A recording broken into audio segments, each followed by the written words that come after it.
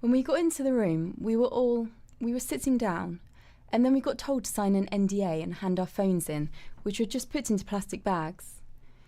And then we were given dinner, and we got given a glass of wine with dinner, and then we were taken for a rehearsal, which involved, we basically had to stand. We had to line up and then stand at the top of the stage, and we went in twos, and we'd pose at the top of the stage and then walk.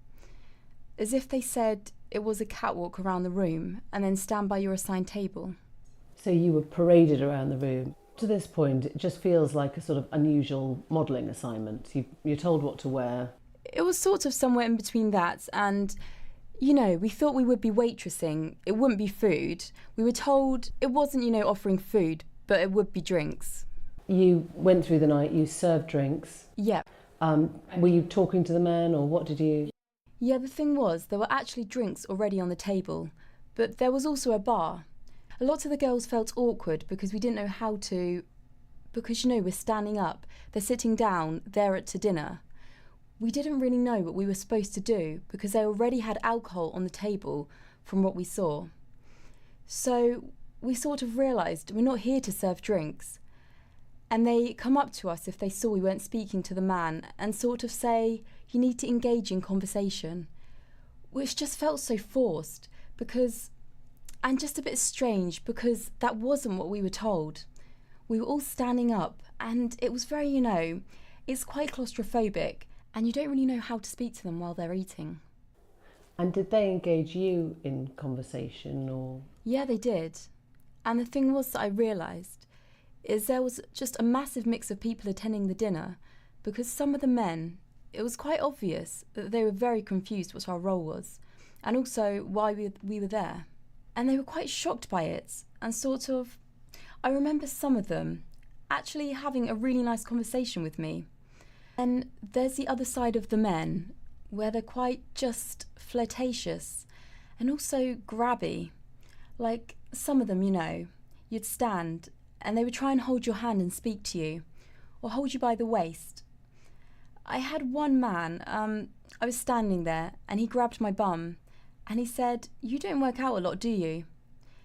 And that's when actually another one of the men stood up for me and said, don't let him speak to you like that. There were girls there that had done it clearly before and they were it looked like they were enjoying it. There were some girls in the middle of the room on the longer table who were they were so very touchy massaging the men while they were having their dinner. Some of the girls were sitting on men's laps and the men were sort of feeding them their food. There were definitely some of the girls working who enjoyed the evening. A lot of the girls were handed the men's business cards. I know there were lots of nanny jobs being offered, so they were getting work from these rich men. To go and nanny? Yeah, to go and nanny as well as other things. And then there were, the girls who were very young. They were 19. Some of the men on their table didn't want them on the table because they said they were too young and they wouldn't entertain them properly. What's going through your head at this point then? It almost felt like we were escorts when that was not our role and we didn't get told that would be our role. And yes, some tables, when men weren't eating, they didn't have enough girls on their table, so they'd complain about not having enough girls. Tell us what else you saw at the after party. Things changed because all us girls were in black. Black dresses and black belts. And then at one point, a song came on, and these girls, I can't remember exactly how many there were. I think about 5 women came in sort of gowns that were quite sheer and sequins everywhere. And they basically were also paraded into the middle of the room. And it seemed like they were prostitutes. That's what some of the girls who had done it before said. And did you see any of the men actually pairing off with the girls? Yeah, at the after party. Quite a few others did. We didn't see them going back to their hotel rooms, but a lot of the girls said that they were taking them back to their hotel rooms. You were still up when Anna got home? She woke me up. And what do you remember of that night? She was incredibly upset because she was confused. She didn't know how to act.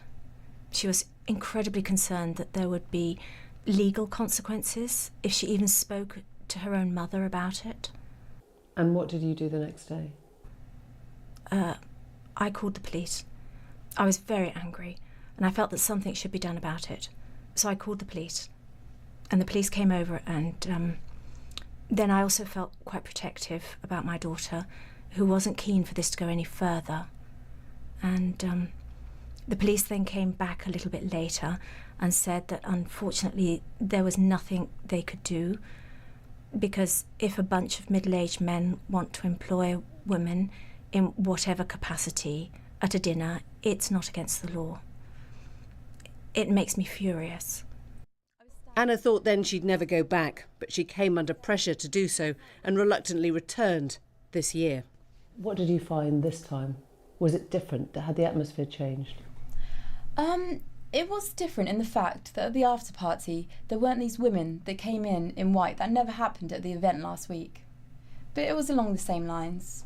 And you found it easier, did you? Yeah, I did find it easier. And I was actually able sort of to look after some of the girls that were quite shocked by what was going on. What did you think when you saw it had been exposed? It was all over the papers and the news. I was very happy and kind of amazed, because I didn't think that would actually happen. But I think it's a great thing it's happened.